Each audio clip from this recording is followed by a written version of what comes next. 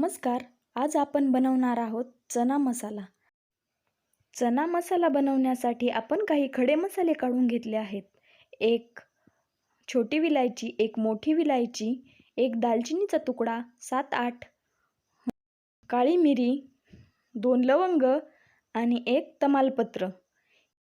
खडे मसाले आपण एका पोटलीमध्ये बांधून घेणार आहोत.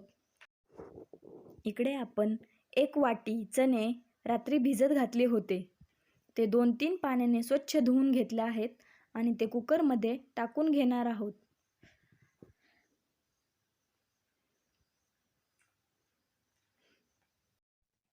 हरभरे कुकरमध्ये टाकून घेतल्यानंतर त्यामध्ये 1 ग्लास पाणी टाकून घ्यायचे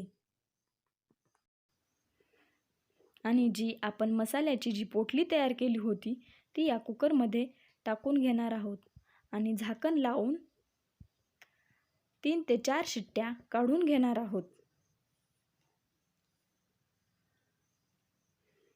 आपल्या कुकरच्या 4 शिट्ट्या झालेल्या आहेत. आता आपण पाहूया चणे एकदम छान शिजले आहेत.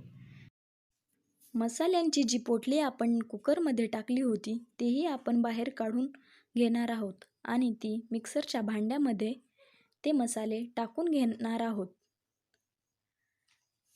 तसेच आपल्याला टाकून घ्यायचे आहेत 7-8 लसणाच्या पाकळ्या आणि 3-4 हिरव्या मिरच्या आणि शिजलेले हरभरे 1 चमचा. हे सर्व आपण मिक्सरमध्ये बारीक वाटून घेणार आहोत.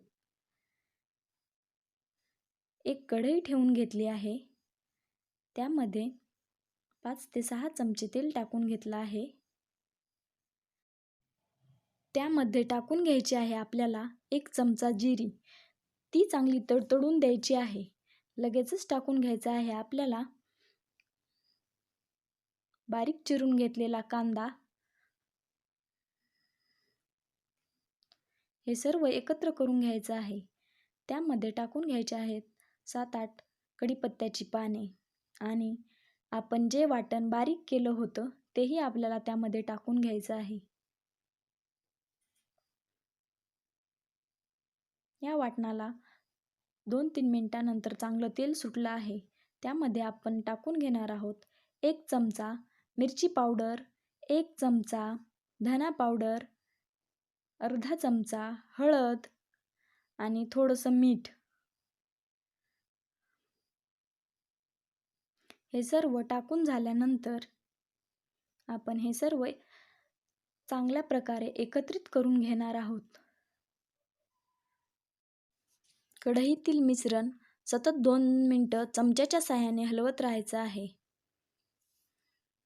आणि तेल सुटल्यानंतर आपण टाकून घेणार आहोत 1 टोमॅटोची प्युरी करून घेतली आहे ती.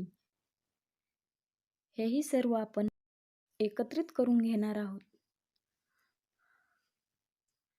यालाही 3-4 मिनिटांनंतर चांगलं तेल सुटलेलं आहे आणि आपण टाकून घेणार आहोत आता आपण जे चणे शिजून घेतले होते ते.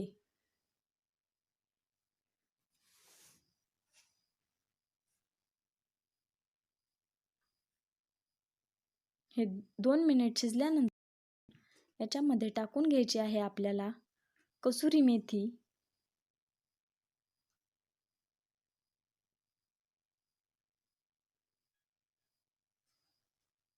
आणि 1 मिनिटानंतर लगेच टाकून घ्यायची आहे कोथिंबीर. या पद्धतीने एकदा चना मसाला नक्की ट्राय करून पहा. चवीला तर एकदम अप्रतिम लागतो. ही हरभऱ्याची भाजी तुम्ही चपाती, भाकरी किंवा भातासोबत खाऊ शकता. आता आपण टाकून घेतल्या आहेत वरून 2 हिरव्या मिरच्या. पाहू शकता किती छान टेक्स्चर आलंय ते. मस्तच. हा चना मसाला तुम्हीही एकदा नक्की ट्राय करा आणि आवडल्यास लाईक करा आणि चॅनलला सबस्क्राईब करा.